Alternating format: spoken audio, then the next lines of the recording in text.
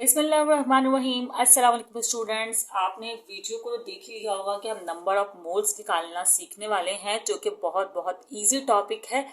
मैं आपको बता दूं कि मैंने इस चैप्टर से रिलेटेड और वीडियोस भी बनाई हुई हैं, जिसका लिंक मैं डिस्क्रिप्शन में भी मेंशन कर रही हूँ, और कहीं ना कहीं अगर आपने वीडियो क्लिक कर ली है तो यूट्यूब ने भी रिकमेंड किया हुआ ही होगा।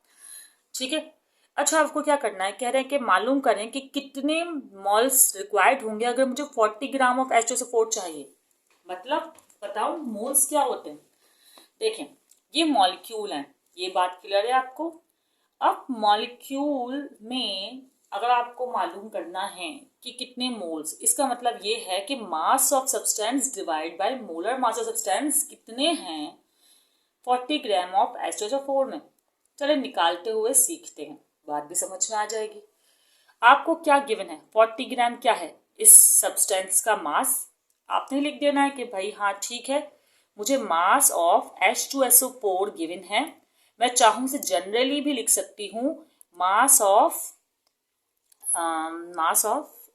सब्सटेंस करके या सॉल्यूट करके, नहीं सब्सटेंस होके, सॉरी ये हम मोलैरिटी थोड़ा ना कर रहे हैं।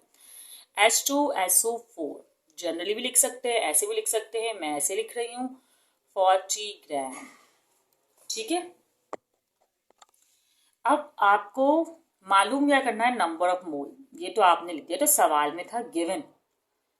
लेकिन मैं आपको एक बात बताती हूँ कि नंबर ऑफ मोल मालूम करने के लिए आपकी जो जनरल रिक्वायरमेंट है वो एक और चीज की भी है। क्यों? देखिए, फॉर्मूला है मास ऑफ सब्सटेंस, सही है, या गिवन मास ऑफ सब्सटेंस बोल दें, ज्यादा बेटर है। ठीक है। खैर गिवन हो या मास ऑफ सब्सटेंस हो, बात तो एक ही है। और डिवाइडेड बाय, ठीक है, डिवाइड किससे करना है, मोलर मास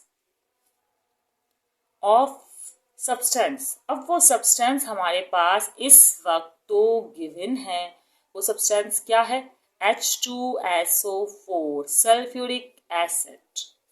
सही है। ये एक स्ट्रॉन्ग एसिड है। मेरी कोशिश होती है कि मैं कुछ और जनरल नॉलेज या नॉलेज, जनरल नॉलेज तो नहीं है, साइंटिफिक नॉलेज है, मैं आपको कन्वे करती रहूँ। ठीक है। तो ये सल्फ्यूरिक एसिड है कि जो कि एक स्ट्रॉन्ग एसिड है। अब मुझे यहाँ पर एक और चीज मालूम करनी ही पड़ेगी, वो होगी मोलर मास। अच्छा, मोलर मास मालूम करूँ या मॉलिक्यूलर मास मालूम करूँ, बात एक ही है, लेकिन मैं मोलर मास मालूम करूंगी यहाँ के लिए। ग्राम से ग्राम कट जाएगा ना, यूनिट सेम होगा, तो आप कोशिश करेगा मोलर मास ही। अच्छा, मोलर मास कैसे मालूम करते हैं, मैं लास्ट वीडियो में सिखा चुकी हूँ, लेकिन फिर भी अगर आपको नहीं आता है तो अभी हम सीख लेंगे।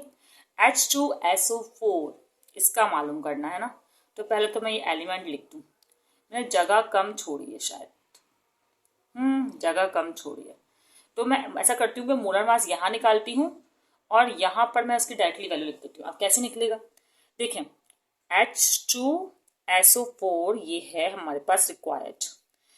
अब हम क्या करेंगे, H हमारे पास कितने हैं 2, और इसका एटॉमिक मास कितना होता है 1, जैसे कि लास्ट वीडियो में सिखाया है। सल्फर कितना हमारे पास 1, इसका एटॉमिक मास कितना होता है 32। ऑक्सीजन कितने हमारे पास 4। अच्छा, आपको बताना हर एलिमेंट के दरमियान आपने सम का साइन बनाना है। ठीक है, 4, एंड इसका एटॉमिक मास क्या है 16। ओके, तो 2 1s are 2 हो जाएगा हमारे पास, और 1 32s are 32, and 4 16s are 40, नहीं 64। सही। अब इसको सम करें तो सम आएगा 98 ग्राम। ओके, अब वो 98 ग्राम आपका डेटा का पार्ट बन गया। इजी है, इजी ही है, अब तक तो लग ही रहा होगा इजी। अब क्या करना है, बस फॉर्मूला में आपको इसको प्लेस करना है और आपका रिक्वायर्ड आंसर आ गया। मास ऑफ सब्सटेंस कितना था भाई हमारे पास 40, और हमने जो मोलर मास निकाला है वो कितना है 98 ग्राम। ठीक है। अच्छा, कैलकुलेट करने से पहले मैं आपको रिकमेंड करूंगी कि आप डाटा और सॉल्यूशन की हेडिंग जरूर प्रोवाइड करें, क्योंकि ये हेडिंग्स जो हैं वो आपके काम को रिप्रेजेंट करती हैं। इजी होता है एग्जामिनर के लिए भी इसको चेक करना। ठीक है। अब 40 को डिवाइड करिए 98 से, तो आंसर क्या आएगा 0.408। ठीक है। आप 0.408 के बजाय 0.41 भी लिख सकते हैं राउंड ऑफ करके। ठीक है स्टूडेंट्स, तो ये हो गया 0.408 मोल्स। मैं यहाँ लिख देती हूँ कि भाई नंबर ऑफ मोल्स। ओके है ये, ठीक है। और लिख देते number of moles of H2SO4, ये ज़रा बेटर है, कोई मसला नहीं है।